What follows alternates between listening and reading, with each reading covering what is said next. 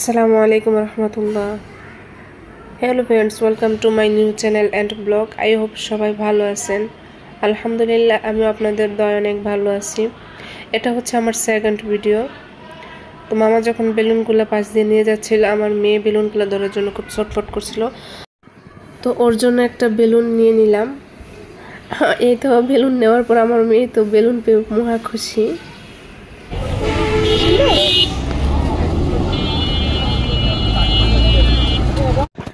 আমাদের মতো মধ্যবিত্ত পরিবারের জন্য মার্কেটের ভিতর থেকে আমি মনে করি ফুটপাতের দোকানগুলোই ভালো। ভালো ভালো জিনিস পাওয়া যায় অল্প বাজেটের মধ্যে।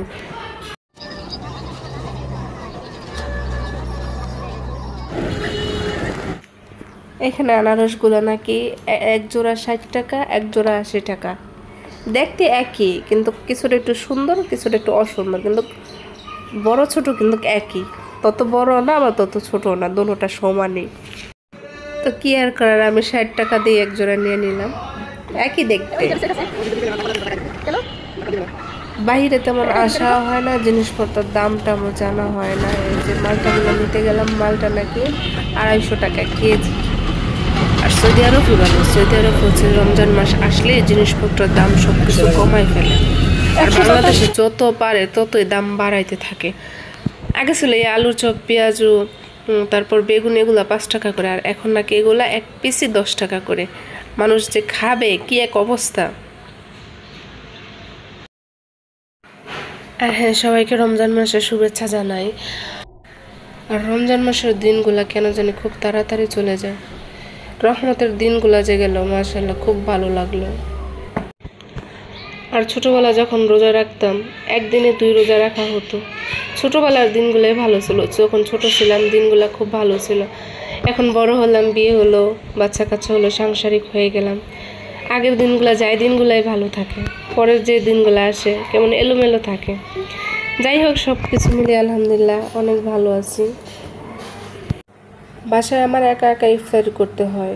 বাচ্চারা আব্বু যেহেতু মাদ্রাসায় থাকে, উনি মাদ্রাসায় ইফতারি করে। তো আজকে বললাম যে আপনি বাসায় ইফতারি করেন, তো ওনার জন্য ওনাকে না জেনে ছোট্ট একটা ইফতারি আয়োজন করলাম ওনার জন্য। ওইদিকে আজান দিয়ে দিবে, ইফতারির সময় হয়ে যাচ্ছে, তেমন সময় নেই। আমি খুব তাড়াহুড়া করে কাজ করতেছি, কারণ একা হাতে সব কিছু করতে, বাচ্চা আবার কান্নাকাটি করতেছিল। তো বাসায় যখন ছিলাম, মা সব কিছু একা হাতে গুছাইতো, আর আজানের সময় হলে এসে শুধু ইফতারি করতাম। খুব মিস করি মাকে। একা একা ইফতারি করতে হয়, একা একা সেহরি খেতে হয়, সব কিছু এক হাতে সামালতে হয়। মা তো মা সব কিছু গুছায় তারপর আমাদেরকে ডাক দিত। এই তো উনি বাসায় চলে আসলো, এসে তো ইফতারির আয়োজন দেখে উনি খুব খুশি হলো। আর বলতেছে একটা কেন পাতলা হয়েছে, একটা কেন অনেক ভারী হলো। তো এটা থেকে ওইটা দিতেছি। কেমন হলো, আর হ্যাঁ, কেমন হলো আমাদের দুজনের ইফতারের আয়োজনটা। যদি ভালো লেগে থাকে তাহলে অবশ্যই লাইক করে কমেন্ট করে জানাবেন। আর হ্যাঁ, চ্যানেলটাকে সাবস্ক্রাইব করতে কিন্তু ভুলবেন না। অবশ্যই চ্যানেলটাকে সাবস্ক্রাইব করে দেবেন। এই তো মাগরিবের আজান দিয়ে দিল, আমরা ইফতার করতে বসে গেলাম।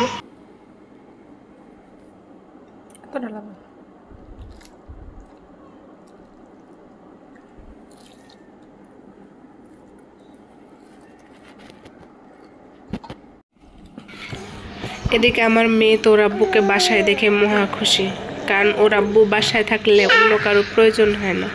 ওর আব্বুই ওর জন্য যথেষ্ট। আর হ্যাঁ, এতক্ষণ ধরে আমার ভিডিওটা ধৈর্য সহকারে দেখার জন্য আপনাদেরকে অসংখ্য ধন্যবাদ। Thanks for watching my video.